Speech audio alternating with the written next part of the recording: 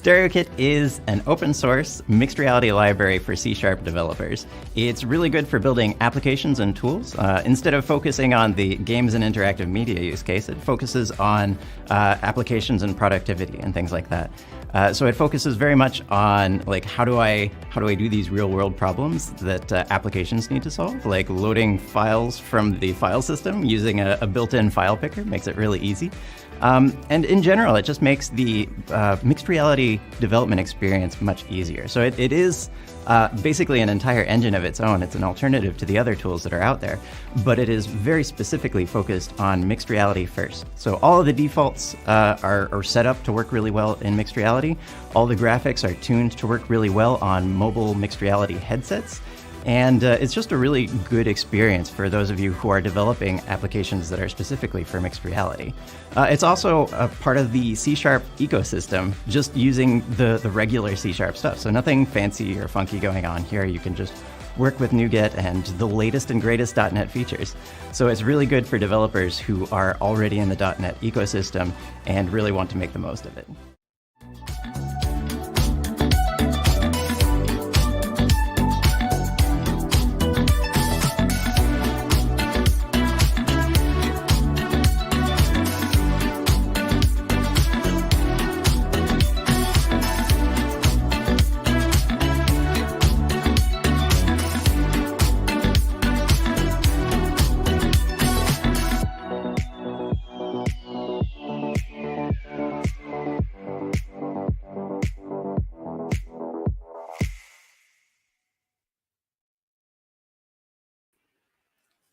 So, welcome everyone to this edition of globalxr Talks. And our topic today is experiences in virtual reality, experiences that have big real-world impact, and art in VR.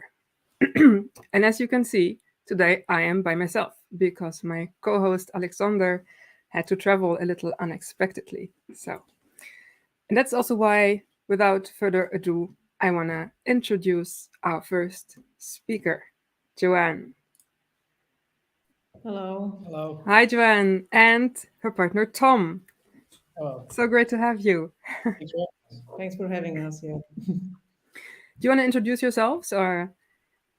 Sure. So my name is Joanne Popinska. I'm VR documentarian, VR filmmaker, and Tom. My name's Tom. I'm a VR filmmaker as well, a producer. Me and Joanne work together. We're partners both in life and in art, I guess, so to speak. And together we have an immersive content studio, Infinite Frame Media, and we both work on our own projects, but also work with clients, like whenever you need consulting or using our services. We have volumetric, our own volumetric capture method, which we actually developed for The Choice, which is the project we're here to talk about. And as VR filmmakers, our primary interest is in factual, in documentary. And The Choice is an interesting collision of using VR in factual and artistic depictions, which I think will be interesting for the attendees. I'm sure it will be. I watched your documentary yesterday for the first time in full. And I was really impressed, not just by the content and the story, which is very gripping, but also by the technology. It just, the volumetric capture just looks so good. So, well, maybe we can talk about this after your talk, because I think I'm really interested in hearing your talk for now. So yeah, why don't we start? Do you want to share your presentation screen? Yes, so let's start because we have a little bit of technical issues. So let's start with showing everybody our trailer, and then we will switch to our presentation. Yeah, because so, it's tricky to present. yeah. You have to select the window, right? Yeah, so We present. tried this before and it worked. So We tested this before, but I heard that you are traveling and then actually in a hotel room and doing this right now. So thank you so much for being here. I'm very hot being tethered to right now. I can feel the heat getting. Okay, Is so that shared? Do you see the Vimeo page? I see it. There you go. And the subtitles on in case there's issues with sounds. Yeah, you can just hit yeah, it. so let me play it.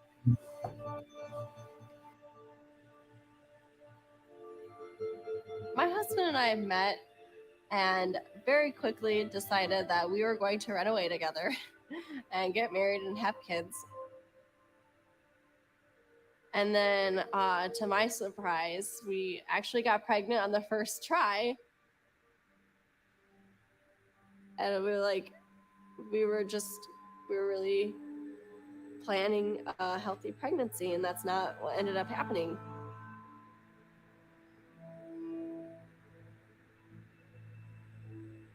I ended up bleeding in the middle of the night. And like I said, I had really bad mom brain. So when I woke up and I saw the blood, I was like, okay, maybe it's not that bad. The nurse didn't really talk to me about it and said that everything was fine and that the baby was fine. The blood was not circulating through her heart. The fact that doctors in Texas are allowed to lie, legally allowed to lie, and then legally allowed to not treat a miscarriage. I don't know what my future's gonna be like.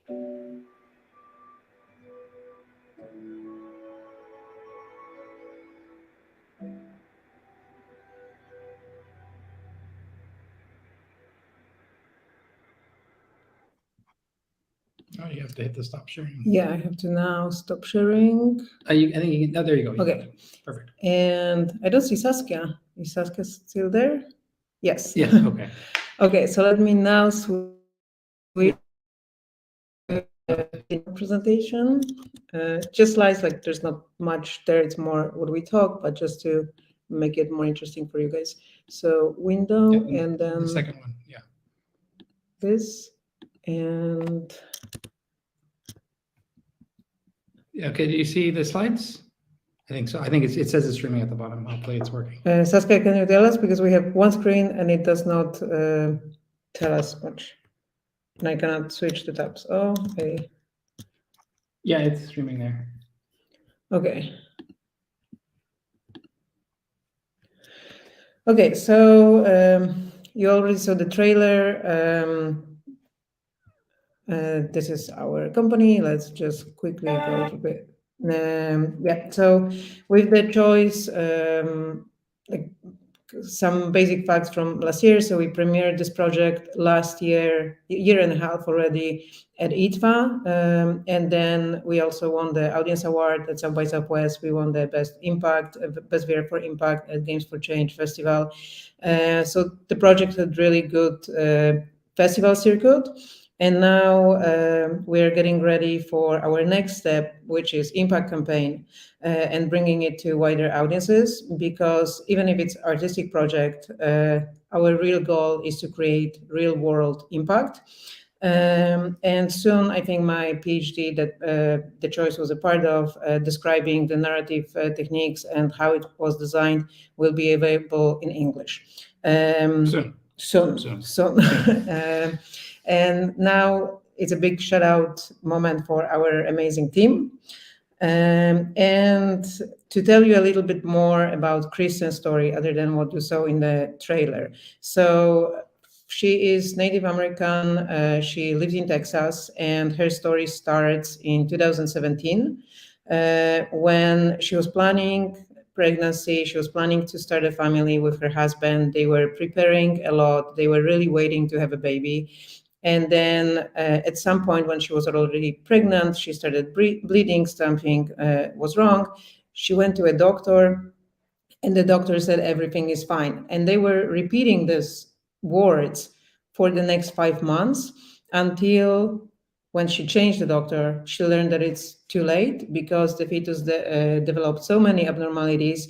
It was actually dangerous not only for the pregnancy was not viable anymore, and Kristen's life and health herself was endangered. And then the next part of the story, because that part is just the beginning, the next part and aspect of her story is accessing her reproductive rights and actually performing the procedure that was saving her life, and then dealing what's after, because later abortions are slightly different than early ones. So that's pretty much Kristen's story. And there is probably important question why to tell this story and why us. So we didn't mention, I'm Polish Canadian, Tom is Canadian, and my country, Poland, a couple of years ago started attacking all the minorities they could, and in 2016 they started attacking women and reproductive rights. Poland used to have one of the most restrictive abortion laws in Europe. Now we definitely have the one that is the most strict, because 2 years ago, Poland pretty much effectively banned abortion. And as an artist, as a person, also as a sociologist, I was wondering what I can do, because, abortion debate is pretty advanced, very old as humanity probably. So I don't have much new to say, but maybe there is a way, maybe there is a new way that I can talk about this subject. And as a sociologist, I used to work with conflict, with bias, with stereotypes. And the method that I was finding very useful and simple and extremely effective in those situations was personal conversation. And when I started analyzing abortion debate, I realized that there is a lot of emotions, there is a lot of biases, there are a lot of stereotypes. And also we started to think, with Tom, when we were analyzing it, that a lot of anti-choice people probably didn't have a lot of opportunities to actually talk to someone who had an abortion. So that was the core idea for the choice, to allow you to talk to someone in VR who had this experience. So this is how it started. I'm trying to scroll with my notes. What else? Do you want to add anything about that? Yeah, the important thing about our approach to the project is that we didn't want to kind of take a third-person perspective on the issue. And for us, it's very important to have the central story, which is the reason why we interviewed Kristen, as we wanted it to be less about the laws and about the legislation and the medical facts and all that sort of things, but be more about a first-person personal experience. And the ultimate experience of the film is Kristen talking to you, being the person wearing the VR headset, the viewer, like you're having a conversation with her. And one of the aspects, because Kristen is one of the storytellers that we recorded an interview with. Currently, it's the first and so far the only episode that is produced, but we recorded many interviews both in Canada and in the US.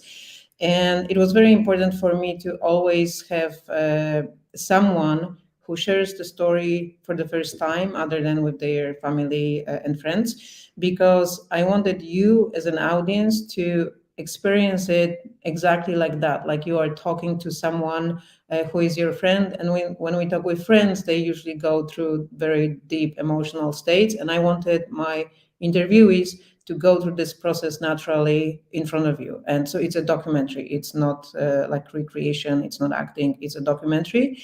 And with Kristen, this is exactly what happened. So we started talking, and she was going really, really deep into self-discovery, pretty much, of what happened, of how she feels about it. The design of the experience. So when you put the headset on, you see Kristen in front of you, and you start a conversation in a way that you see questions in front of you, and you can select from 1 or 2 questions, and this is how the conversation unfolds. So it's always your decision to keep going, keep asking the questions. And you see a little bit on this slide that it's a combination of volumetric capture and illustrations. So we filmed Kristen volumetrically. We will tell you a little bit more about that process in a moment. But her presence is combined with spatial illustrations, which are delicate, impressionistic, and they're supposed to, like, their role is to put you. Many people say that VR is great about like transferring us into different places, and the place where the choice transfers you with these illustrations is Kristen's mind, her memories, her thoughts, her dreams about what happened and about what she wanted it to be, like her pregnancy and having family. So we combine this volumetric presence of Kristen and the illustrations, and it's interactive in a way that there's a branching narrative and the conversation unfolds sort of naturally, similarly to the way that I spoke to her. And the design of those illustrations are always supposed to be impressionistic because we wanted it to be very grounded in the representation of Kristen is that she's very lifelike, and with the volumetric video technique that we designed for the project, you know, she looks very lifelike and she feels present with you, like she has space. And then the illustrations are the inverse of that, where they're very like brush stroked, very implied, very abstract in a lot of, not in every instance, but in many instances, very abstract, so that they invite you to kind of imagine in your own experiences and your own understanding of what she's talking about, but it's her and what she's saying to you that's leading the story, and the illustrations are there as a kind of like a backing orchestra, a visual backing orchestra, to help you enter the emotional state of what she's expressing to you. And now I think, so about the volumetric capture, the very specific method that we used. So when I was thinking what impression, what effect I want this experience to have on people, I already mentioned that I wanted you, the audience, to feel that you are talking to someone, to a real human, flesh and blood. And we started working on this project, I think, like early 2018. And initially, the thought that I had was that I want you to feel her presence in space. And of course, in VR, this means that you need volumetric capture to feel the volume of someone's body.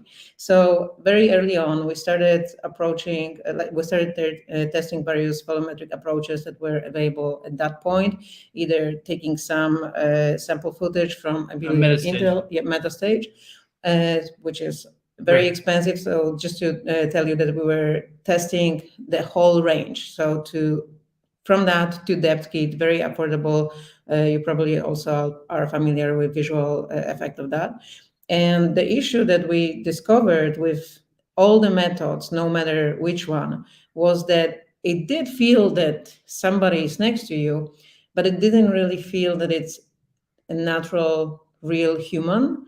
And it felt more like either a ghost or a hologram, something like that. And when I was initially I thought, okay, maybe let's just use it.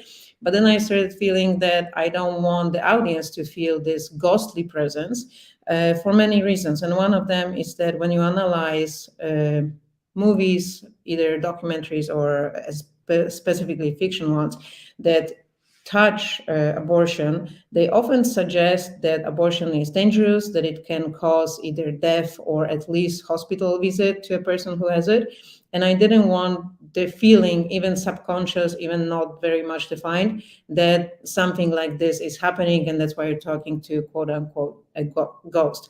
So I really wanted it to feel real and really for you to feel her presence.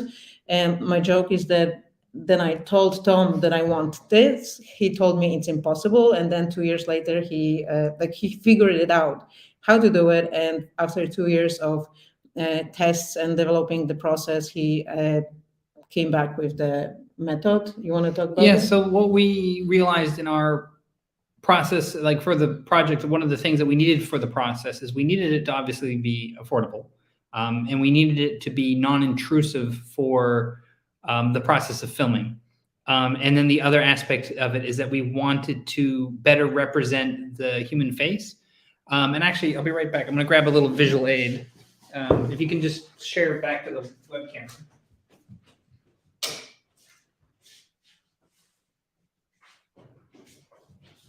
I know what he's bringing. We didn't talk. Can you switch it to the webcam? So just stop sharing, so it's back on the full screen. Okay. So one of the things about how our vision works in a virtual environment and also in our regular environment is that we have stereo vision. And anybody who's seen, Avatar 2 or has watched, 180 3D or 360 3D movies, it kind of gets an idea of how stereo helps us understand images that we're looking at in a way that has, most of the time we understand its depth. And that depth is represented by, the parallax separation that each eye has, how separate the parallax is between the two images we have. Our brain interprets by how far away something is. But that's not the whole way that stereo vision helps us see. So if you take something like, and it's obviously not going to work for people watching on the web camera, but you can do this at home if you have like an orange or a lemon. And if you look at it, you can see, and imagine you're looking at this with your own eyes, you can see that there's highlights in it, and then there's pits.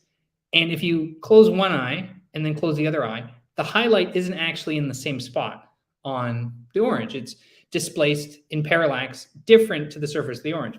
But also, some of the pits will have highlights, some of the pits won't have highlights. One eye might see one edge of the lemon that another eye doesn't see. And all of those disparities, so differences between the two images, tell your brain information about the surface of this orange. It tells you that it's glossy, it's waxy, it has specular, it has occlusion, and all of those artifacts are present on a human face.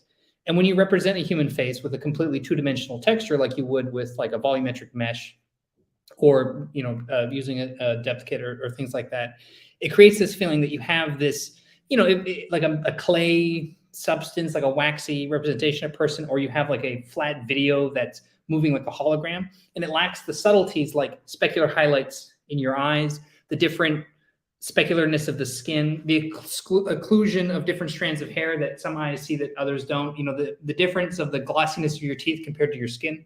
All of those things are very informative of what you're looking at as being a representation of the human face. And when you take those away, it makes people look very dead. So what we developed from our background in stereo, like both Joanne and I used to work in 3D movies when they were actually filmed in 3D, by filming a stereo texture and then projecting it onto the geometry that we have of the person being interviewed, we can recreate those disparities of different highlights and different occlusions without necessarily having the parallax. And because we don't have the parallax and we have the geometry of the person, you can move around them in three-dimensional space, and the stereo doesn't get uncomfortable like it would be if you're watching like a 180 3D VR experience and you tilt your head and suddenly your eyes go out of misalignment and you have a big headache. That's the parallax misaligning in your eyes. But because we have the geometry of the person we're interviewing, you can still lean forward, lean back, and have all of the natural body language that you would have, like you're sharing this space with this other person. And from an affordability standpoint, we realized that if we're just doing the front of the person being filmed and we're recording a stereo pass of them, we just need to capture depth information of that one side. So we're just able to have this array of RGB cameras and a depth camera that we then use to capture our interview subjects. And because we knew that the background of the scenes were going to be pure black from a visual design perspective, we didn't even have to go through the trouble of setting up a green screen. So we just filmed against a black backdrop, which meant that we were able to pack everything up into a couple of suitcases, bring it to where we needed to go, set up in a space, and record an interview. And because we're recording in video, we were able to record uninterrupted huge amounts of footage. Like Kristen's interview was 4.5 hours of actual footage. So it meant that Kristen could get comfortable with the process, and then it fell away from being this big scary thing with a bunch of lights to just being a conversation between Kristen and Joanne in the interview process. And one additional aspect of the capture method that Tom designed was also that whenever we had an interview, we could travel to them and not make them travel to us. So it's not like huge studio where you cannot move it because it's so big. And that was very important for us because we knew that we would be going to people wherever they are and wherever the story is important. And that is another aspect of it. Okay, let me switch again. Back to the slides. So I guess to the slides. Sorry, give us a second. Share screen. Window. This. And I have to switch to this one.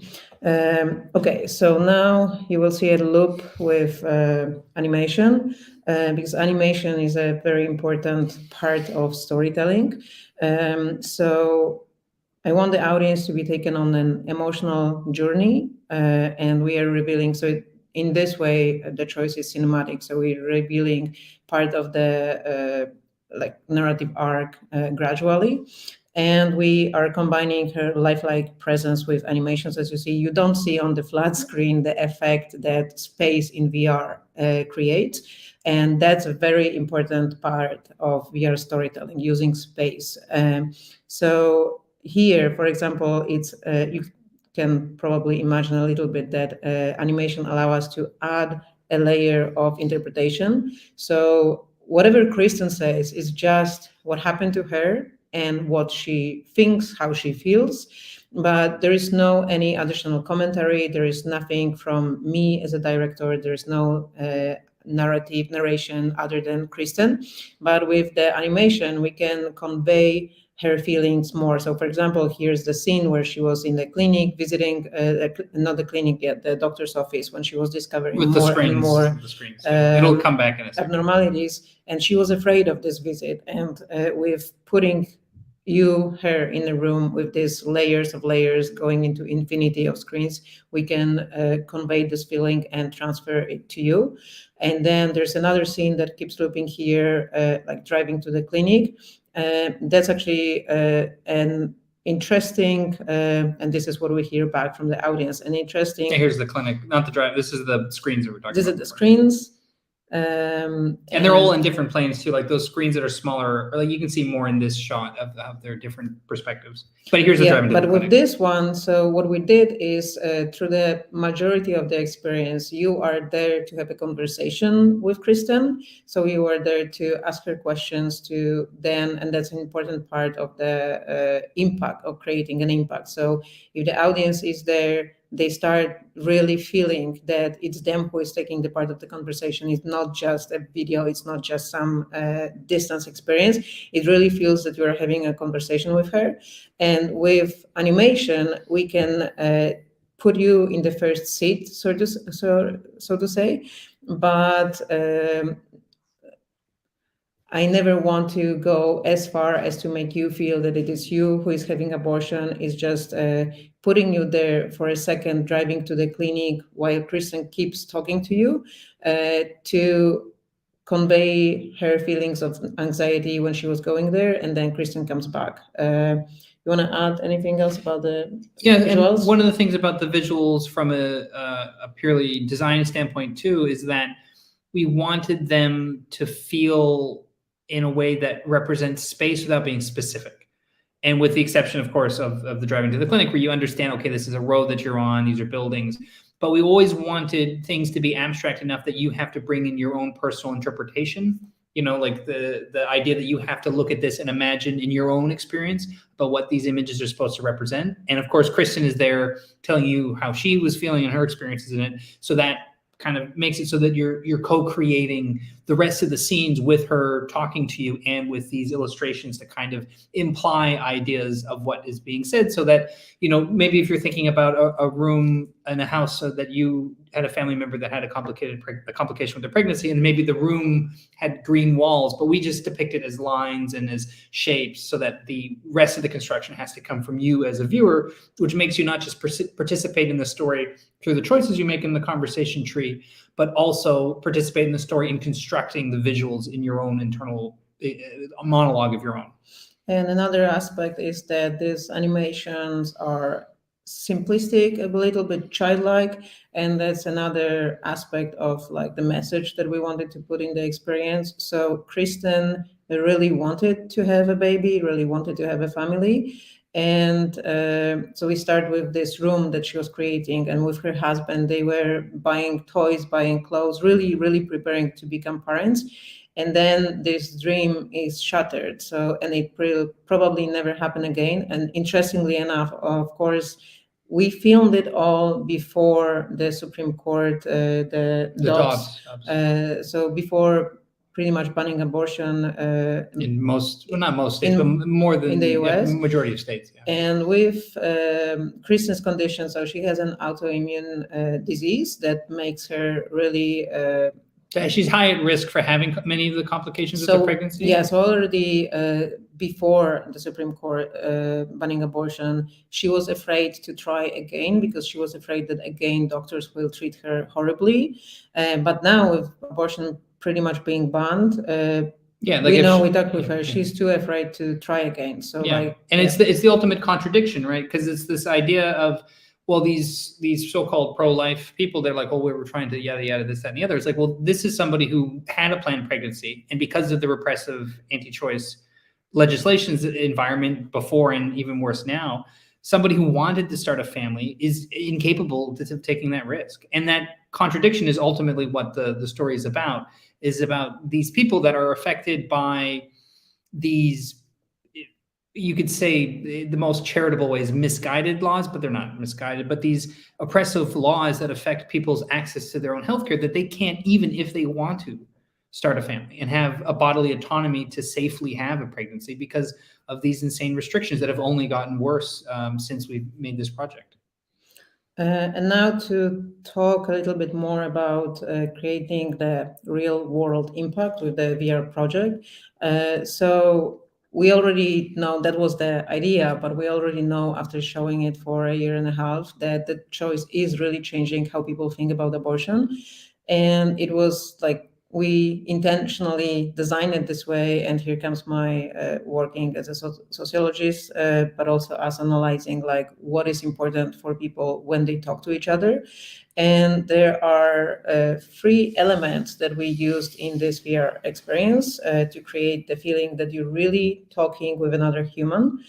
So first of all is, of course, interactivity. So it's not linear. It's not just that you watch her. It's that you do ask her questions. And there was a big question for me, how much agency to give to the audience and how much interactivity to put there, because I realized that there is a lot of VR experiences that I think use a little bit too much of interactivity, and the audience is getting lost. So they lose the focus, they start playing with stuff and not focus on the story. And of course, there's a question like where on the spectrum where you want to be, because you still want to use what this medium offers you, because it has, of course, positive sides, like making you engaged, making you immersed, making you feel present in this space and present with another person. That's why we created this story in VR and not just some interactive flat documentary or something like that.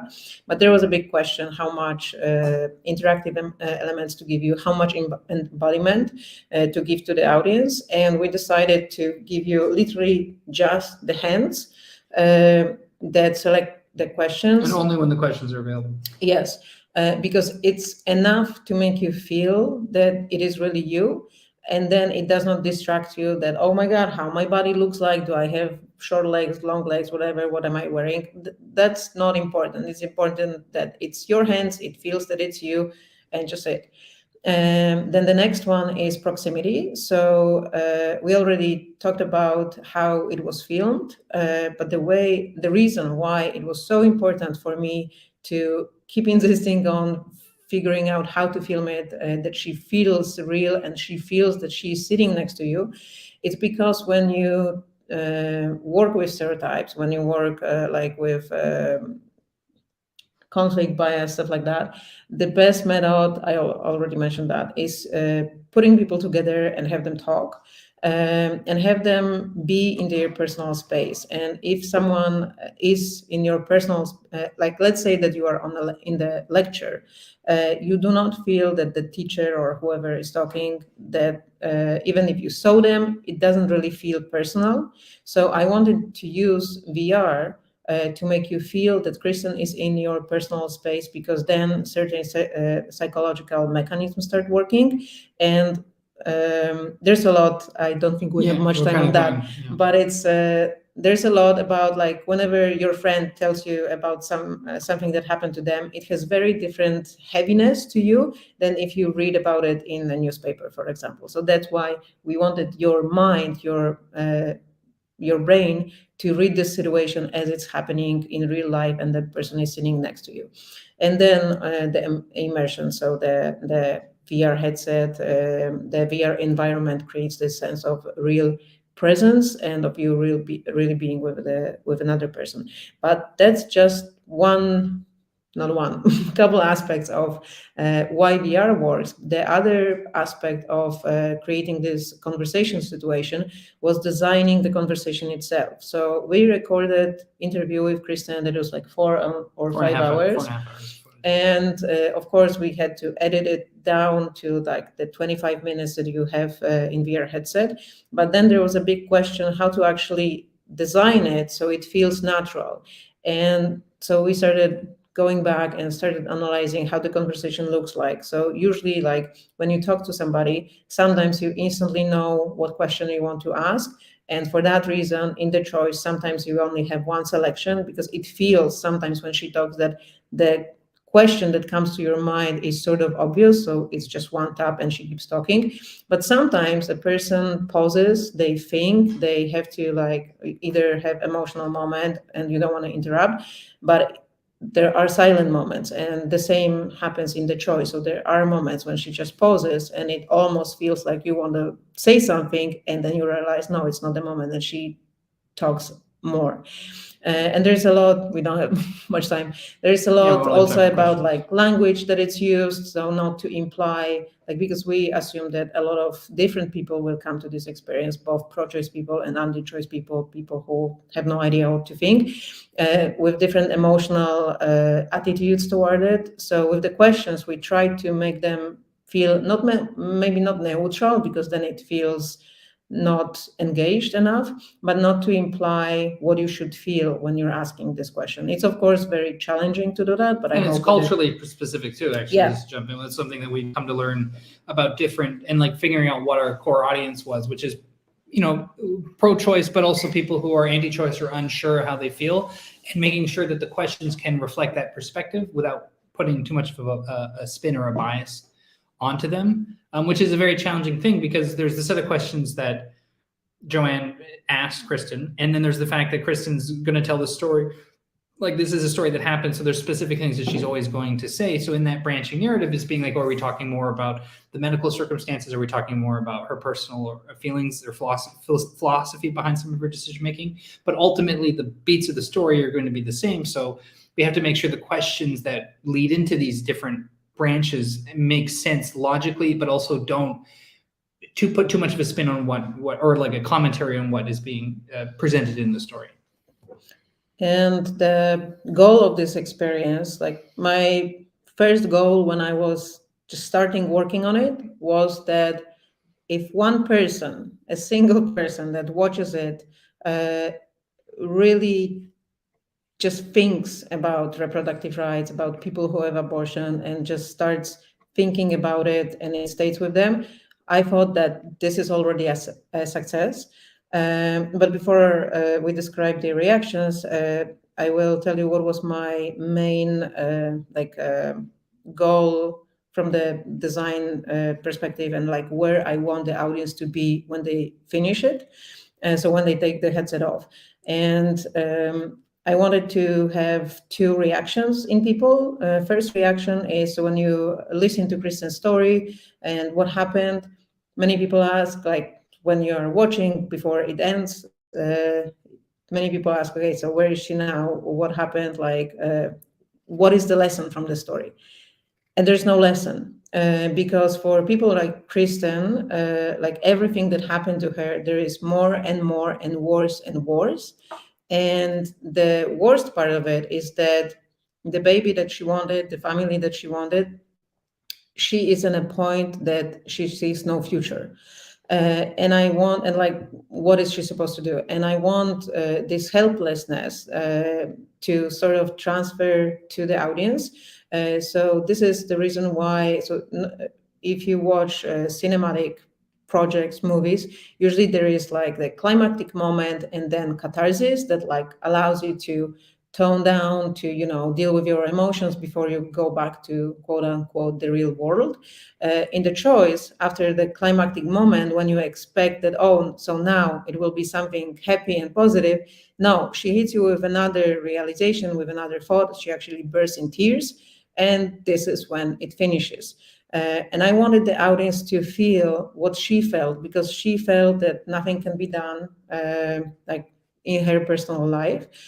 So that's one thing. But the most important aspect of this project is that it is you, the audience, who is there to sit and talk to her. And when you take the headset off, you feel that you did have a conversation, this conversation.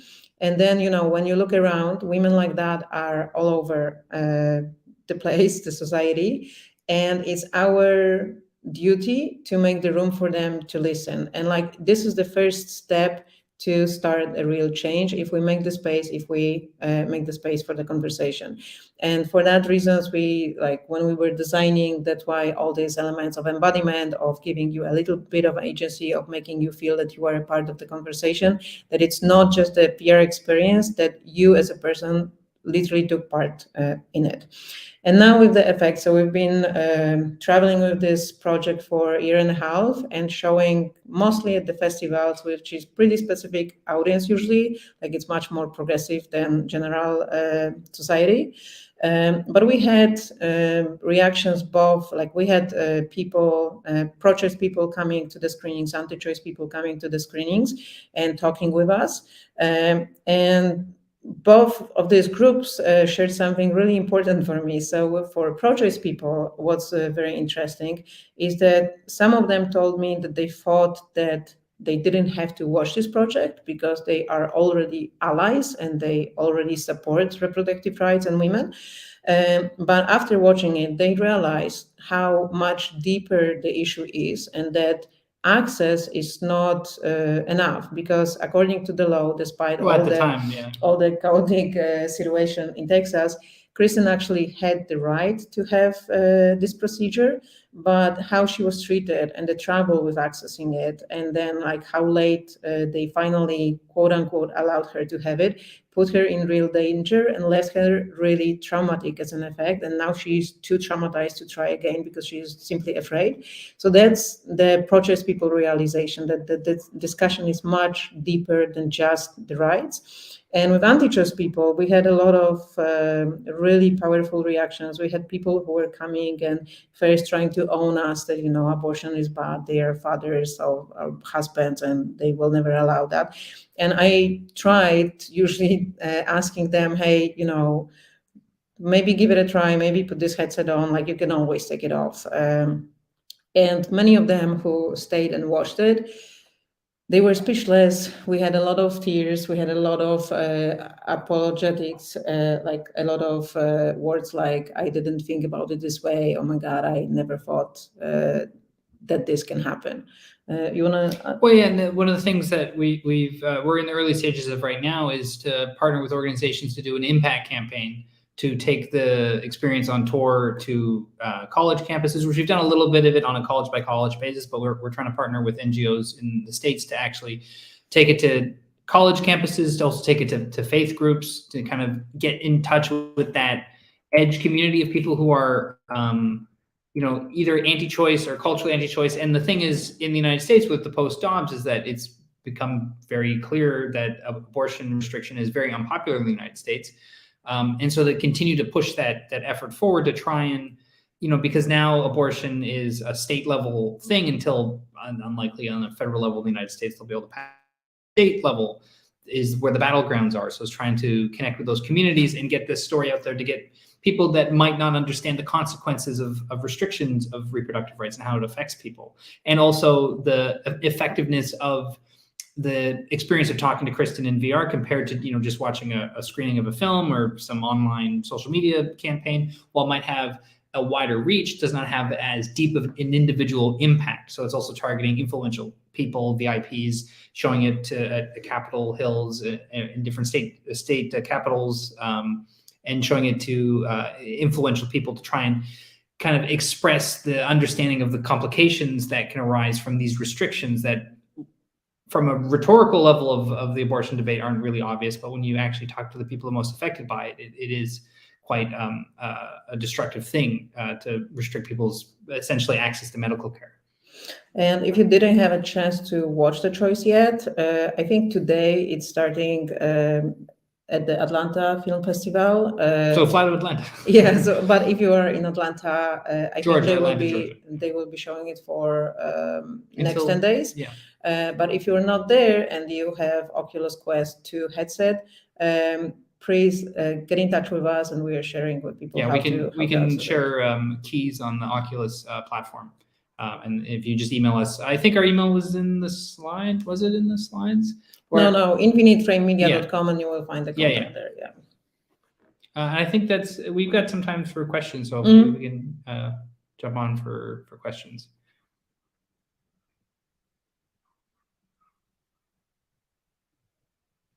Oh, so I'm going to go turn a light on in here. No. You think it's okay for light? Yeah. Okay.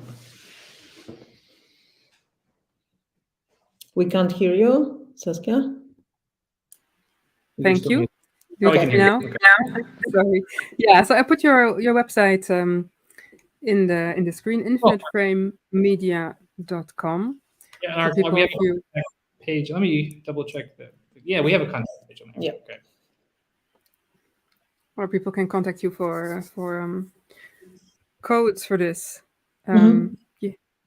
which I very much recommend, because it was such a powerful experience to watch this yesterday, and really amazing. And I thank you so much for doing this really important work. I think to spread awareness and basically fight those dehumanizing situations that many women are put into. So thank you so much for that. I think I had some questions. So when I went through that, I think you already answered that, but like the narrative tree, basically you often have to choose between two questions, and then you cannot ask that second question anymore, right? It's like you choose a question and then that's the story you get. So basically to get all the content, you have to play it several times, or at least twice, I assume. Well, so the idea was I never expected people to watch it twice. Of course, if somebody wants to very much, so I watched it like 100 times. But the idea is the same as in everyday conversation. So sometimes you ask one question and you was thinking about asking something else, and the opportunity is gone. And yes, you may try, if it's your friend, you may try asking next time. But sometimes it is like that. So that was also the idea, that you never, it's not a walking Wikipedia, so to say. It's supposed to feel like a natural conversation. Yeah. And Kristen herself, even though she's a representation of her, she still has agency in that she's trying to get through her story. So like once you get past a certain chapter of it, like she, as a storyteller, she's going to continue moving forward through her experience. But I think the thing you wanted to acknowledge too is that we actually do little tricks here and there where, like, if you skip something important, it comes up again. And then there are other things where the questions will actually change the order. So like something might be edited slightly differently to be longer and more specific about an angle of something, but it's essentially the same narrative thread. But I would have to debunk one thing that so many people told me. So many people told me that, I noticed that if you select more often the one on the left, then this happens, and more the ones on the right, that this happens. No.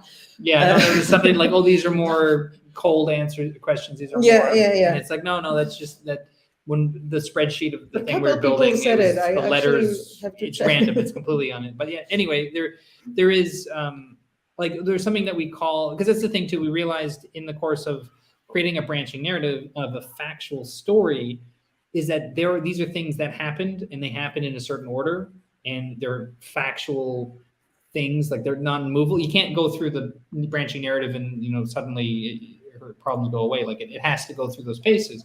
So it's like, well, when somebody's having a conversation, what people do is they ask for specific angles on a part of the story, but it ultimately is this core thing, which we call the critical path of like the events of the story that you will pass through So that somebody who watches it only a single time will get basically that they will pass through that critical path, which is the backbone of the story. And the branching is kind of putting spin or perspective or giving the user agency in the conversational pacing, because it's something we found too, especially when we've screened it at festivals that we've been present at, is that some people will get through it because it's about 25-ish minutes. People can get through it in 25-ish minutes. Some people will take up to 40 minutes. And that's because after they ask a question, they're sitting there and thinking about what they've gone through. And it's like, if you're having a conversation with somebody and then somebody says, I need a minute to think about what you said, that's also a part of the interaction. And, Kristen's representation, her volumetric representation, will sit there and wait until you continue the story. And like that expanding of pacing is an aspect of the questions in themselves, not just the branching, but the fact that here's a bit of story, pause. Here's a bit more story, pause. And the length of that pause is a user selectable thing, essentially, based on when you decide to continue. And that will reflect where people are coming from as well in that conversational way. Yeah, and it really feels so. It's not real, but like now I feel like I have this memory of talking to Kristen, right? Because it's really like she's sitting in front of you, but basically you have like a mesh, and then you project the two textures on it, right? So I noticed that, like, if you try to move around her, she kind of turns with you, right? Yeah, we did it intentionally because we were analyzing a lot of research and studies on how people behave in VR.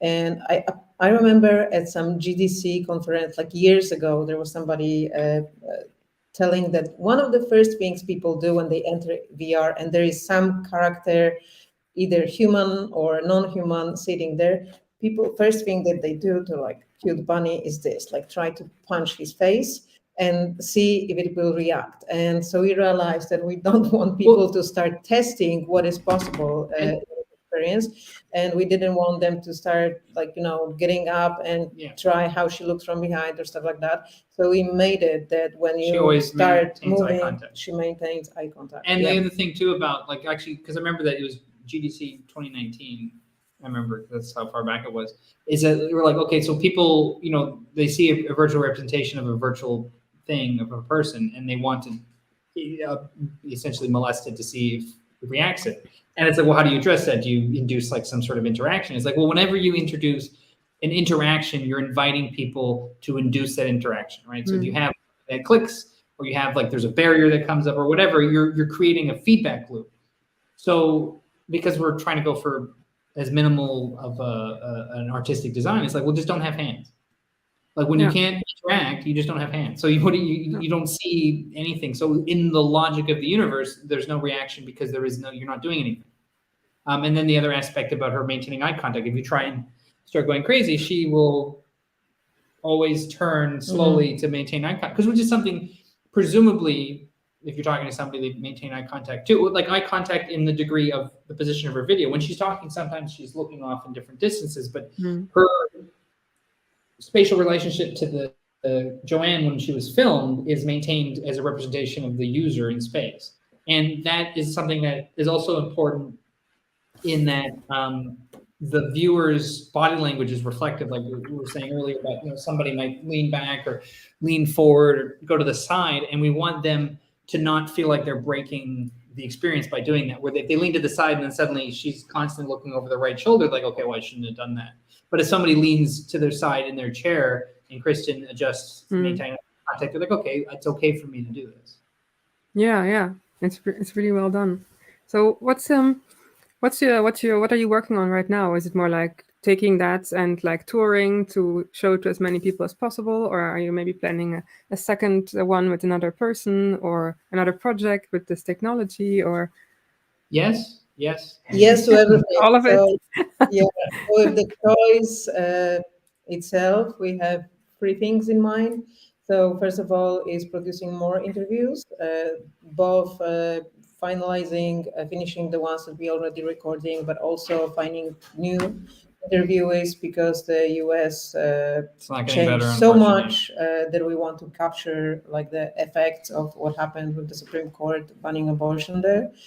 So that's one part, producing more interviews with multiple people. And because the idea for this project was always to make conversations possible and to sort of open people's mind for possibility. And, Kristen's situation, as terrifying, as emotional as it is, and it's actually great from the perspective how well it works on anti-choice people. We have a lot of them coming back to us either just after they watched or like months and weeks and months later, saying that it's still sitting with them. It made them rethink, reanalyze what they think about not only reproductive rights, but also like personal choice, personal freedom, systemic oppression, systemic decisions about somebody's choices that should be personal.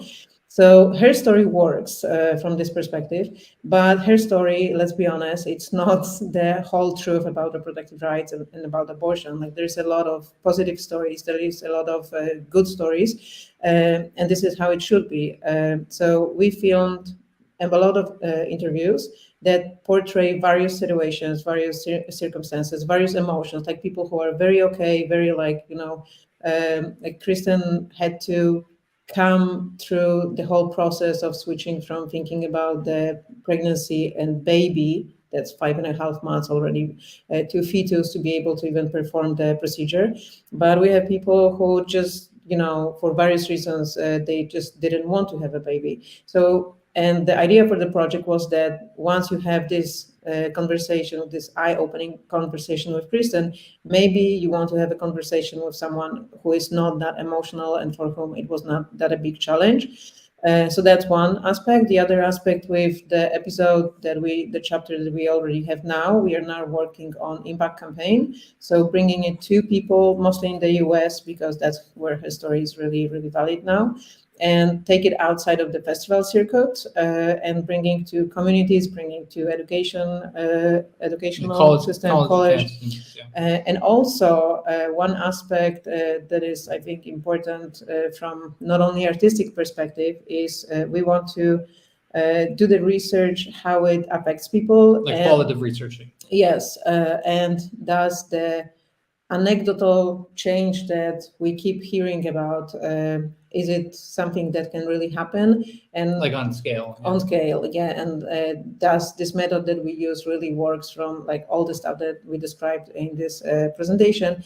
Does it work? How it works? Does it really affect people? So that's our plan with the choice, but we're also working on our next project. And then on our future stuff, we're using this interview technique for actually a couple of projects in the pipeline, but one currently we've just finished the development, like early development phase, like pre-production on, is Holocaust history and interviewing Holocaust survivors and going through their memories of pre-war and of course the history that happened, and using their representation as a way to make a direct communication, like somebody talking to their grandparents or their great uncle about their life, and then taking the idea of these illustrations and going much larger with them and making these illustrations much more informative and more objective in depicting scenes and geography and history and using primary sources and stuff like that with those illustrations, as well as the volumetric. Because in the case of Kristen's story, it's her personal experience. In the case of this current project we're going on, it's not just their personal testimony, but how their experience fits in this greater history. And that's what we're using, the same technique and technology that we developed for the choice. Cool. That sounds like it's going to be a really powerful project. So yeah, I wish you a lot of success with all of your projects. And thank you again so much for joining us today. And you already shared how to reach you, right? infiniteframemedia.com. Yeah. And there's Tom at Frame Media or Joanne at Infinite Frame Media. Those are our emails. Yeah. So. Awesome.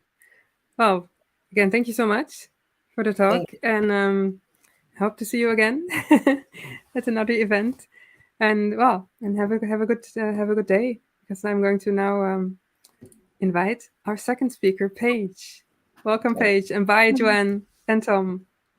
Thank you. Hello, Paige. So great to have you back again. It's not your first time on the Global XR. Thank you. Nice to I'm have so you back. moved by the work that Joanne and Right? Tom are doing. So really Yes, powerful use of XR for human rights. absolutely. Absolutely. Yeah. And you are doing, you're an artist, right? You have a museum in Horizon Worlds. Yes. And what else do you do? Do you want to introduce yourself a little bit? Sure. Thank you, Saskia. It's great to be here back with the XR Global Talks community. My name's Paige Dansinger, and I'm the founding director of Better World Museum, Horizon Art Museum, and Women in Horizon. All three of these are going to be part of a discussion I'll share here about how the metaverse and our time that we are building, creating, and having events, building communities, actually make a better world outside of the metaverse. And I'll share some ways that my museums and communities are doing that, as well as some ways that community members through the metaverse and on Facebook are also using the metaverse to make better worlds. Well, that sounds sounds great. Thank you. I'm excited to be here. Well, shall we just get started? Do you want to share your screen? Absolutely. I'll go ahead and I'll start sharing my screen.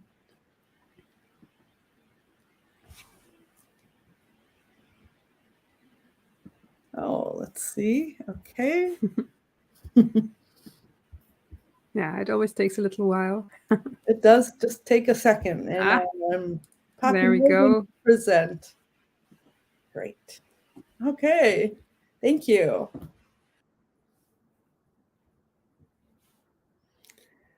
Using XR to make a better world outside of the metaverse. This is something I'm really passionate about. And on this image, you see an artist, a member of Women in Horizon and a creator in Horizon Worlds named Shay Arts.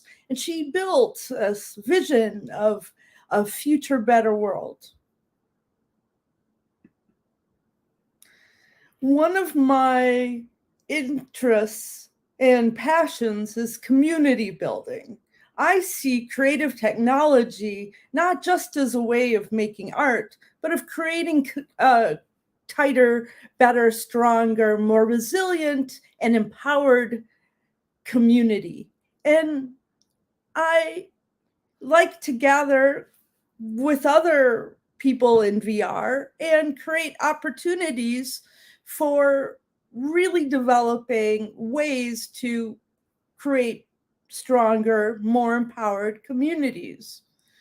During a 6-month exploration for museums in a program called Game Plan with Games for Change, I really used that time to explore during the time of COVID what makes meaningful and fun social engagement. And one of the things that Horizon Art Museum, for instance, in this image is using is playful games and interactive ways for people to power up and feel stronger together. Another component of community building, especially during this time of the pandemic and the way the worlds have shaped since then with technology, is the persistent need for presence and connection. The idea that we can feel each other, not just be connected, but literally like high five and connect with each other in a physical way. With the adaptation and new explorations in haptics and mixed reality, I'm excited to see how XR can really push presence for community building. And no community or metaverse space could ever be to its potential without prioritizing diversity, inclusion, and elevating together diverse voices and ways of really feeling and prioritizing a sense of belonging through diverse leadership, not just being a participant, is the most critical ways that XR can be making not just a better world in the metaverse, but outside the metaverse. So with building a community, we want to build community-centered spaces. And Better World Museum is in multiple platforms, including Rec Room. It started out as a brick and mortar space for over 5 years, downtown Minneapolis. And through using VR with our signature VR Garden project, we've taken that around the world to build with people all around the world. In fact, I talk about it in past presentations, so I don't want to repeat that. But that whole idea of building together and not leading, but through building together, creating leadership role development so that we're all building in the sense of all being leaders together, right? And sort of taking away that pyramid to create this gigantic bowl where we all are rising and holding together. That comes through leadership role development and co-collaboration, right? So when in this first image, we see teens that were 11, 13, 15-year-olds, and they became leaders in the museum, and their works amongst building the museum as well as the installation were critical to my idea of that a metaverse should be a space that is of, by, for all. Now, one of Horizon Art Museum's signature programs, Horizon Art Museum is a series of over 35 worlds focusing on women, World Heritage sites, and popular exhibits. And our Plus Community Voices program literally teaches women, diverse, and LGBTQ plus participants how to use the scripting, building, and voice recorder to amplify their own voices throughout the museums. We are excited. We're actually going to rebuild the museum and add more voices in our next iteration of the museum. And then along with amplifying voices, creating brave and safe spaces. The world is not just safe, but we need to be brave within it. So this image illustrates our Women in Horizon collaborative world bill protest that we built worlds and vignettes within these worlds that express our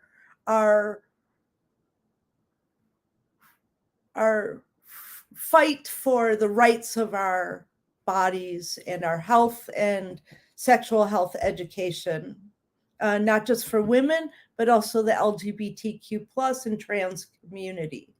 When we see that rights are being violated, we need to act brave in our lives, and often the metaverse can be a catalyst for acting brave socially and politically and using your voice in the outside world.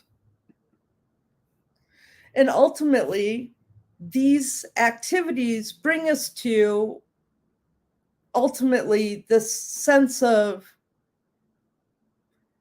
empowerment that improves our mental health and well-being. We use often technology to confront our own monsters, a series of over 40 videos were created by Better World Museum to use social art therapy in a time of crisis during the George Floyd riots and subsequent militarization and chaos throughout America. We really saw that our community, I'm from Minneapolis, we needed a deep confrontation and social wellness. So we can't just heal a problem alone. We really need to heal social issues as well as heal from that micro and macro traumas together. And through mental health and well-being, we also focus on the sense of presence and sharing meaningful experiences, whether it's collaborative world building and teaching each other those amplify voices skills, or simply creating a garden together. These presence and time together solidify the sense of value. And it all contributes to reducing isolation and feelings of powerless. Here you see an image of Flutter. Flutter is a mental health and wellness and peer support group practitioner in the metaverse.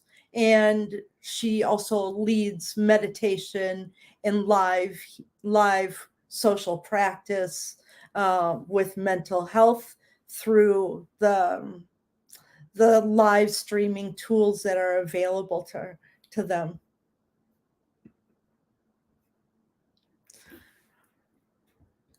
Having this practice of building community that ultimately creates more empowerment has led me in this last year or so to contemplate the idea of empowerment design. Empowerment design, I started really exploring at a job where I saw that the hero character could evoke people to also feel like that hero. And in creating different games, we can make opportunities for affirming challenges where one needs to use their choices and decisions that will help them power up or affirm their choices as not any kind of value system wise, but making them feel stronger and better and like they made the right choice, or they were able to. In this image, for instance, it's a donut shop where in this game one learns how to share, save, and spend their way towards financial independence. And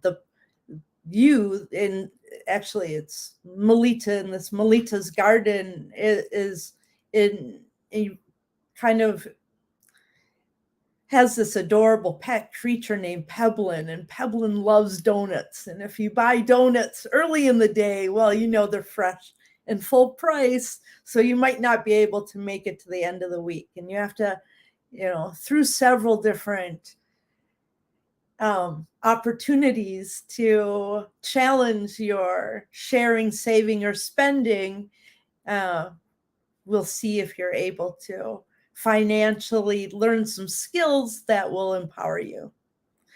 Once you do, actually, you're able to buy this bike, and you hop on the bike and you ride through the mountains, and the daisies turn into clouds and you get wings and you just feel super empowered. So this whole idea that financial independence is, an active experience of freedom is something that one can take and practice in their life. I actually started riding a bike since creating this game and eating less donuts. So resilience quests. In this image, we have another farm game, and in this is Horizon Future Farms, where you compete with 4 people together to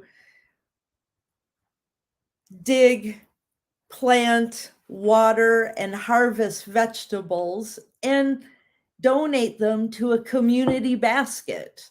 The community basket is to feeding the community, right? And those are a mindset that we can all participate outside of the metaverse. We can grow a garden and feed our community. Actually, my partner for this world is John Burns, also known as Burn Buns, and we made a decision to donate some of our award winnings for creating this world to an Indigenous youth farm. And so taking the money from, awesome tech company that's providing opportunities to build and bringing it towards people in our own local communities that will benefit from the quests and the activities in the metaverse. Dissolving gaps. So back to Melita's garden and dissolving these financial barrier gaps, whether they're social barriers, economic barriers, racial barriers, we can grow together better opportunity to dissolve these gaps. One way that Better World Museum is actively doing this is our Artist in Residence program. I've been in museums for over 20 years, and I'm a committed participant in a program called Mass Action, Museums as Sites for Social Action. It's a consortium of over 90, maybe even 120 museums in the United States that people who are participating in this program use their museums in the way that they're able to, in the jobs that they have and positions, to use their museum as a site for social action. As a creator of a museum or two in virtual reality, it's really easy for me to flip this narrative in a traditional museum. So a traditional museum is back to that hierarchy, right? Where there's the director and a lot of workers, and then the people, and then the community, and then diverse people who often feel as though that white-walled museum in their neighborhood is not really for them. So we are dismantling the museum literally by, right now, Better World Museum is a white wall template museum situated in kind of Upper East Side, New York, and Museum Mile, like in the metaverse. And artists in residence are invited to dismantle the museum and make a better world. They're able to delete those walls, and the museum is their museum. It's no longer my museum. It's part of the Better World Museum family, certainly, but it's like Angel Artists Better World Museum. Angel Artist, our first artist in residence, created a museum about Black women and Black artists, and this is her museum. Mark Zuckerberg even recognized Angel Artists Better World Museum as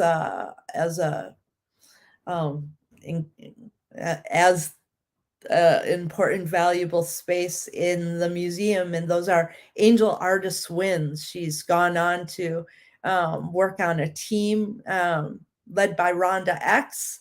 And this, between her, Sadie Chan, and Angel Artist, they've been now doing projects for MasterCard, who honors small businesses run by diverse people. And they've been building metaverse worlds and creating their own careers. But Angel Artist even sold works, 3D objects from this exhibit and as 3D assets, and started like this whole sense of, I'm able to support myself through what I create as an artist in the metaverse. It was transformational in this person's life.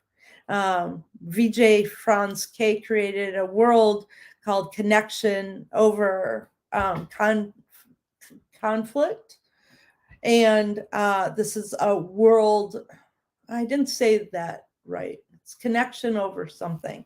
I cannot believe me, sorry in this moment, but it's a world about neurodiversity. And this neuro-inclusive world is an exploration of all kinds of forms of understanding information and processing shapes and looking at examples of other neurodiverse people throughout history and the great contributions. VJ Franz K is a passionate builder and shares. I can't even, I feel kind of exuberant thinking about his worlds because he creates libraries and NFT worlds and ways to really explore thinking.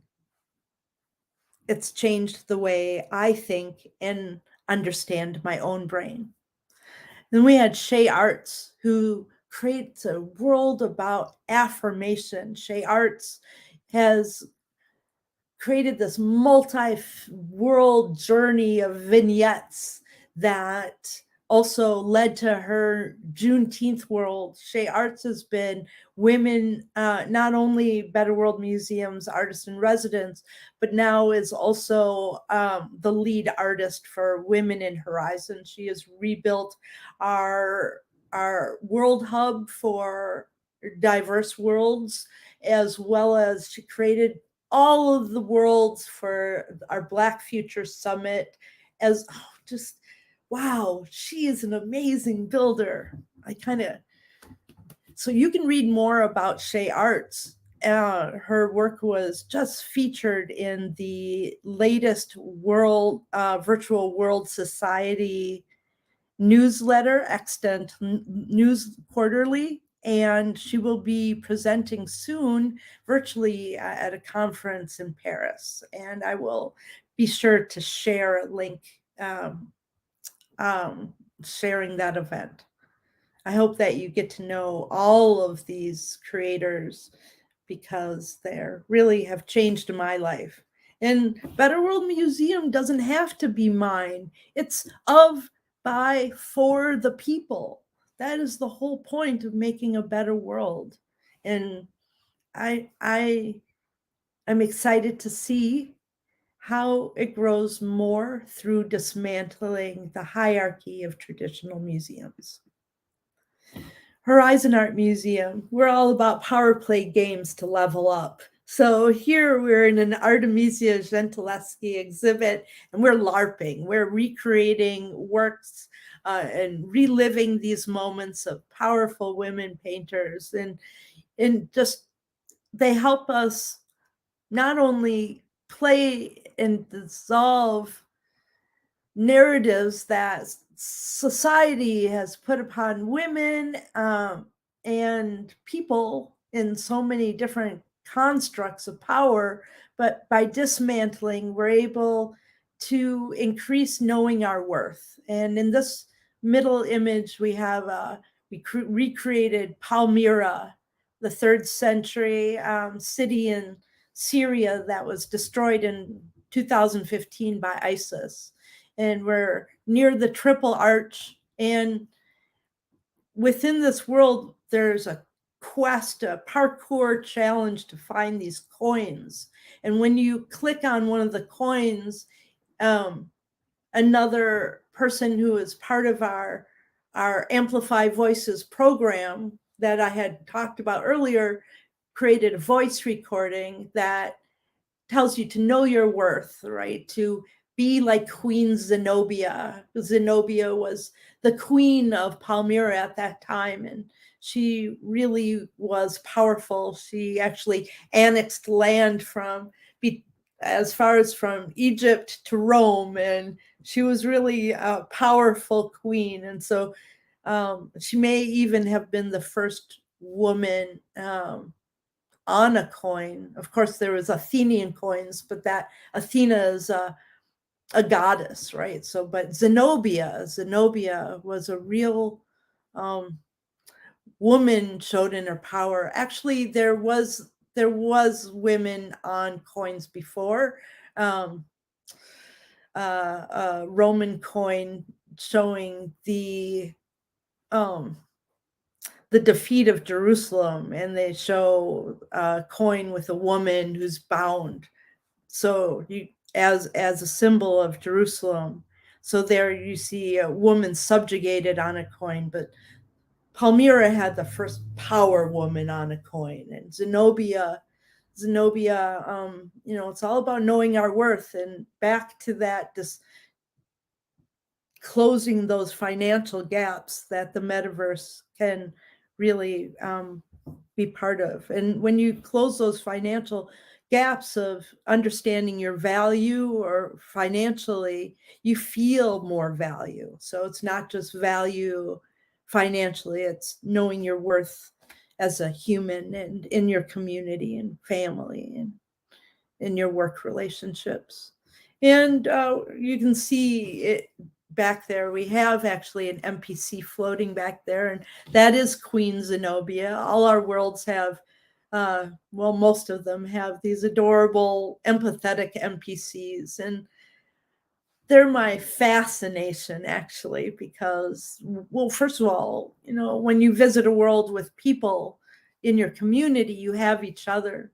But some people may not always feel that comfortable and with a large group, and or may want to hold back, or we have lots of levels of neurodiversity, as well as just, you know, the single intimate experience that one can have in the metaverse if they're you know, visiting world solo, and having an empathetic NPC that can connect with you on a feeling and kind of a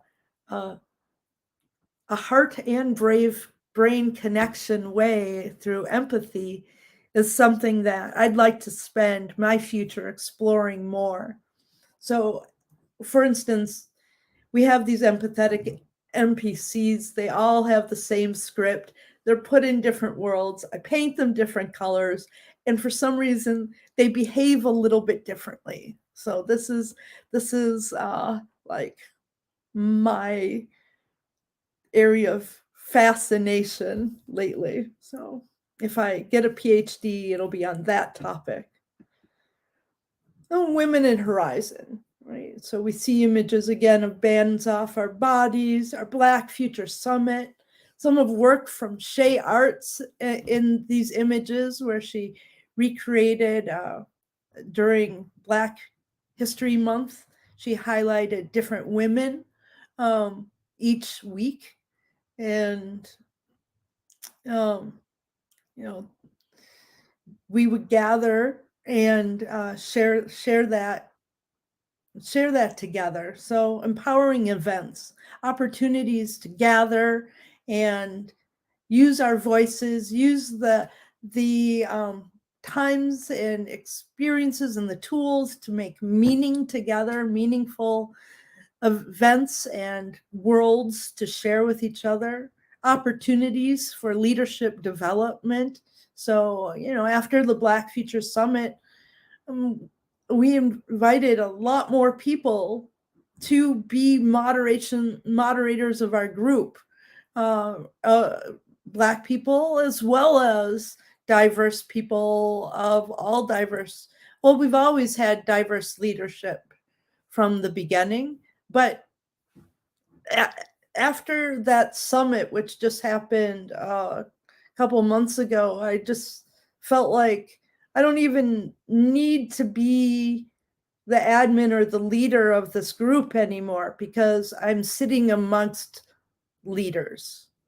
Everyone here is a leader. So my goal is actually now to dissolve any hierarchies within that group and create ways that we're really, you know, always co-sharing and every person really in our group has a natural leadership and way to grow. So that's what I care about.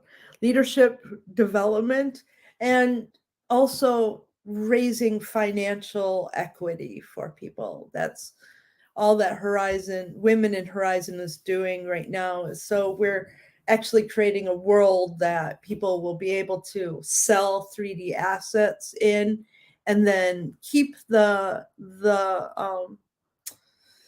money that they make, and then also donate 50% to internal emergency fund for members of the group. And through amplifying our voices, focusing on diversity, inclusion, being outspoken. We've never been neutral to social, racial, or political issues, and we use our voices and our time and these tools in the metaverse to explore that, and they empower our lives outside of the metaverse. Many of these people in this image now are active in their communities, and their work here in the metaverse has inspired people to say no, or I'm not okay with that, or I'm not going along with that in their outside worlds. They're literally changing, like leaving partners, marriages, to like changing the jobs and the choices they make. We also offer strong and secure conflict resolution strategies in the group, because we know that conflict is human and natural. And we really love and include our community allies like Blue Wave Studio and Oculus and Vidyu. We like to support different, and the women in the metaverse group over in Infiniverse, and the XR women. We just, all our community allies, we see each other as a family and integral in everyone's success. So now I'd like. My name Hello, is everyone. Marina Brooklyn Britt here. 1169. I am a retired Marine who served. And now I'm just going to take the last couple minutes to share a few stories, 4 stories. Each person will share for 30 seconds about how the metaverse is making their lives better outside of in their real worlds. My name is Marina 1169. I am a retired Marine who served over 21 years on active duty, and now I'm a gaming video creator. The metaverse is a positive impact on myself and other veterans to help deal with anxiety and PTSD. Virtual reality and gaming within the metaverse has been used as a form of therapy for veterans dealing with PTSD, providing a distraction and a sense of control. It also helps with interacting with people both at home and also at work. The use of virtual reality and gaming in creating a metaverse has shown great promise in helping veterans cope with PTSD. Yeah. And we have from Brooklyn Bandit, I appreciate Marine 1169. There's many veterans in the metaverse, and also many people with other form PTSD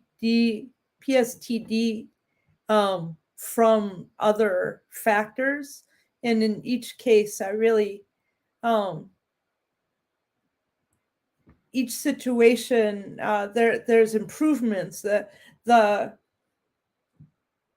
trauma special Bessel van der Kolk talks about how the body knows the score, and when you're rebuilding or playing or doing action gaming like Marine 1169, you're really drawing that trauma out of your body. And it's been helpful for myself and so many people with different forms of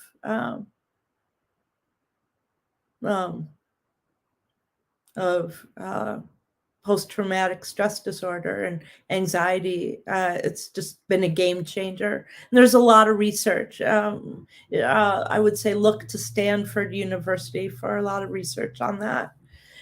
Here's a word from Brooklyn Britt. Creator and host of Bass Drop Radio, Horizon World's first woman-led radio station. The metaverse is making the world around us a better place, whether it be from a physical or a digital standpoint, whether it be educational or economic opportunities. The metaverse is also doing something else that is absolutely amazing. It is providing people like me and you a second chance to chase new opportunities and reinvent ourselves within a virtual realm.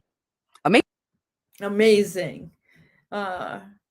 Thanks to Brooklyn. Some senior citizens. Hi guys, this is Vicky. Socially active, And thanks to a then local nonprofit. I'd really love to share this story about social isolation for seniors from Rob Signori of Thrive Pavilion.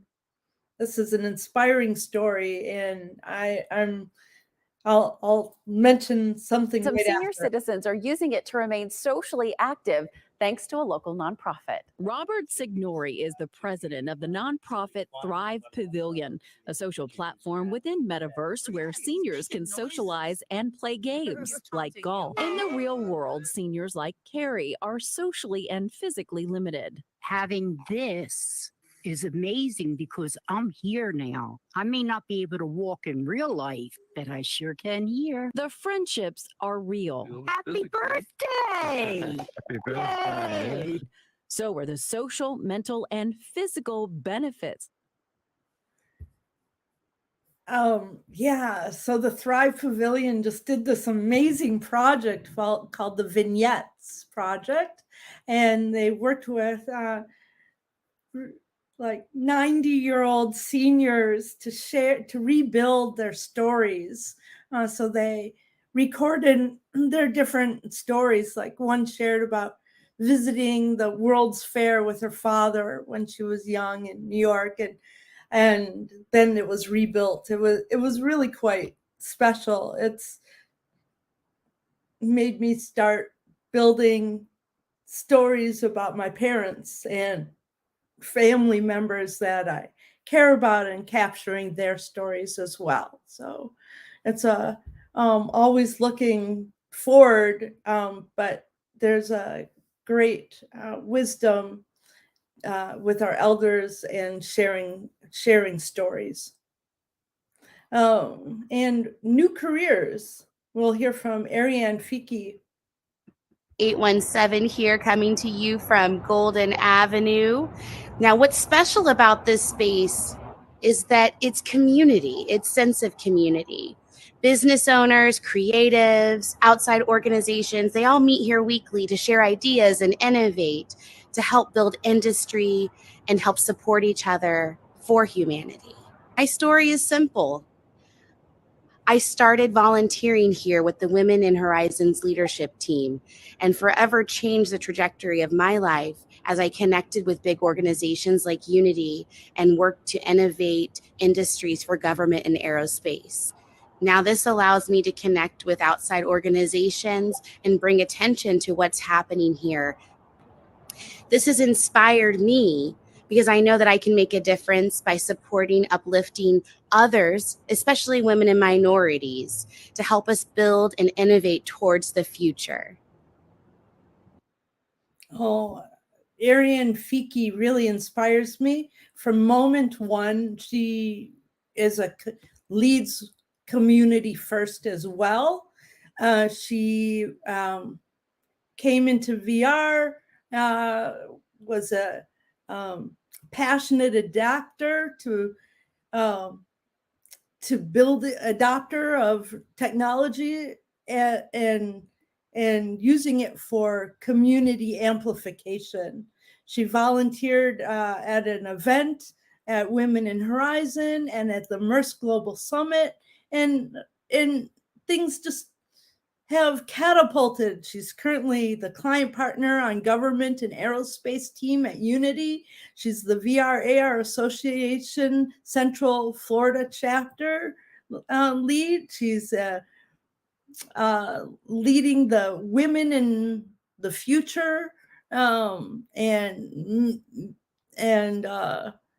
in her community in Florida, she's just gone beyond, like, I think of the aerospace jet, right? Just soaring. And really that's going back to, because she's always community centered first, and using the technology to amplify diverse people and incredible creators. And well, everybody. Ariane amplifies everybody, especially diverse people. And this constant activity of thinking outside of yourself with this technology is, sending her to the moon and beyond. So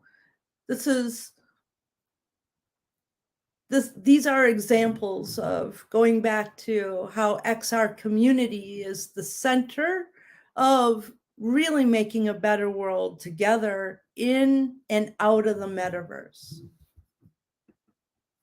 And I thank you.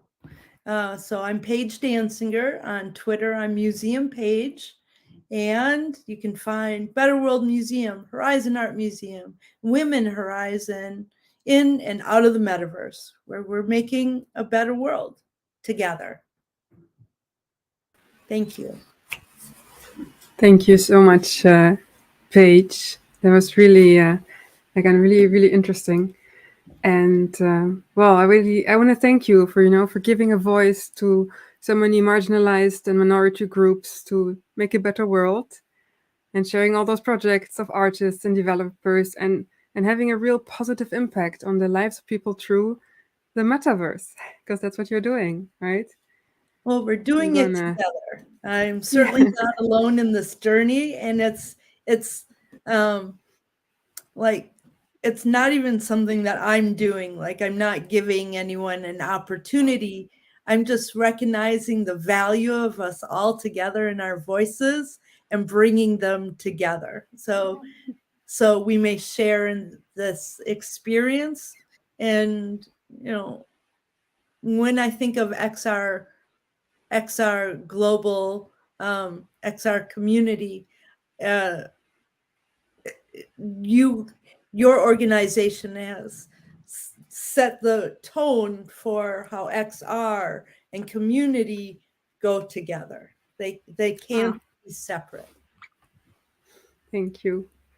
So I was wondering, because Horizon World is not actually available in all countries yet. It's not available in my country, in the Netherlands. So excuse my ignorance, but if I want to find the Better World Museum, how do I find it? Do I just Google it, or how do you find it on Horizon Worlds? Sure. So in Horizon Worlds, one would find it through their headset in Horizon Worlds, but we also are cross-platform, and we also have our Better World Museum inside of Rec Room. And that is a museum that has the same architecture that is created by then 15-year-old creator Telekinesis, who is now studying 3D design in university. And in Rec Room, we focus on teen leadership development roles, and you'll see that throughout the museum. Awesome. Well, then I'm going to be sure to drop by and visit you there. That's really cool. Also, I liked all your examples. They're so powerful. Like, teaching financial, or how to achieve financial independence, such an important topic, but many people shy away from it because, it's difficult. And then you combine it with this, kind of a little game and this feeling of freedom and all those positive emotions. And I can imagine, that makes many more people actually want to learn about that kind of stuff. I think so. It's actually my biggest challenge. I thought I would make a game, started for the Oculus Launchpad program, where I thought of how, there's so many women using virtual reality and Oculus headsets, and yet there's very few games really focused towards women and women development in our power and capabilities in the world and empowerment. So I wanted to create a game using my largest weakness, which is financial empowerment. Getting my worth from the employer or the situation or savings, sharing and spending in a way that is sustainable, right? So the game Melita's Garden is actually where you work for me in the museum shop, and I drive you to quit your job and follow your dream to grow vegetables to sell at the farmer's market. And there's like the seed shop where you have to buy seeds, but right across from the market is the bike shop and next to the donut shop. And there's this shiny red bike and it's on sale. And if you can make it through the 6 days of gameplay, then you can buy that bike. But you have a lot of challenges, and sometimes your crops don't yield the harvest you want, and you may have to pick some of the apples off the tree to sell them at the market too. So using smart decision making, you can make it, and you can buy that bike. Depends on your donut quotient. Yeah. Donuts also equal health for games have like a health meter. So your donut level needs to always be high enough to also get through the night. I love it. I love all those playful little details that you're using. It's great. And you also mentioned that there are 120 museums that use the museum as a site for social action, right? And I imagine most of those are physical, brick and mortar museums. That's correct. Yeah. And the Better World Museum, is it connected to any physical museum, or is it only a purely metaverse museum? So Better World Museum was a physical museum for over 5 years downtown Minneapolis. We had 8,000 square feet of space in a retail center, a building called the City Center. The City Center was home to Target headquarters, US Bank was right through the Skyway, and the government center. And then equally distant outside were 4 homeless shelters. We decided that the museum, we as in the museum, we decided that the space would be used to create more equitable space. We created an indoor edible garden. Minnesota's really cold in the winter. So if there's a warm space where people can be and plant radish seeds, then that's great. So we created an indoor edible garden using IoT technology, had 8,000 square feet of participatory mural painting space, and maker space and VR center. Our VR center hosted our signature VR project, which when I was a Facebook community leadership fellow, I closed the flagship museum space, created a pop-up traveling VR garden museum experience, and traveled through Asia and areas through the US impacted by climate. By the time COVID came, I was building worlds already in Rec Room and in Horizon, and never really looked back to having a physical space again. As we're leaving this pandemic time, hopefully, maybe I'll consider that again, but I don't know if I would go back to a 4-wall or multi-wall space. I would probably look at an abandoned city lot and create an outdoor garden with XR technology through it. Interesting. So, that would probably be the next physical iteration of Better World Museum. Cool. So did that also inspire like your Militas garden a little bit? The garden that you used to have in the physical space? Yeah, so actually, the museum garden was my first physical garden. I actually had a VR garden before a physical like museum garden. And now I live in a place where I have a plot in a community garden, a real garden spot. And it is a joy. I'm waiting. The snow just melted this week, and I'm excited to see. I have like, I guess chives will start first. Yeah. Oh, nice. Yeah. Oh, I love gardening. I also have a little garden, and now everything starts to sprout again, and it's great.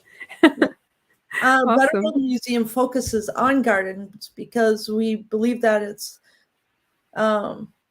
everyone in the world is able to relate with the idea of growth and nature around them. If we're able to draw, build, create gardens in VR or in the metaverse, and then we can do that better, create stronger communities and more equitable, diverse space outside.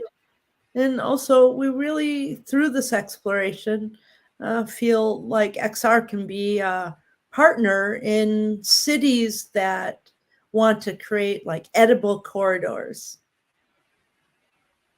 So, but that sounds maybe will be a future discussion here. My next next year's talk. Yeah, well, I'm already looking forward to that one. Gardens and cities, right? How they can depart. That sounds really nice. So I'm, you please come back again and talk about gardens and cities soon. As soon as you ever talk about that, I would love to hear that. Thank you. And, ultimately, community will always be at the center of these initiatives and talks, and because that's how I'm committing to using XR technology. Yeah. Awesome. Thank you. Thank you so much for your time and for being here and for sharing all of that with us and for the important work you do. Yeah, and with that, I would say I want to say goodbye. Thank you. Thanks to the XR global community. Thank you. And thank you everyone for watching and for staying with us. And well, come back to our next talk, which will be, well, it's on the website, globalxr.community. We now have physical meetups again. We had one last week, and hopefully we'll have them again soon. But we'll also keep doing the virtual meetups. So just look at our websites for the planning. And I hope we'll see you soon.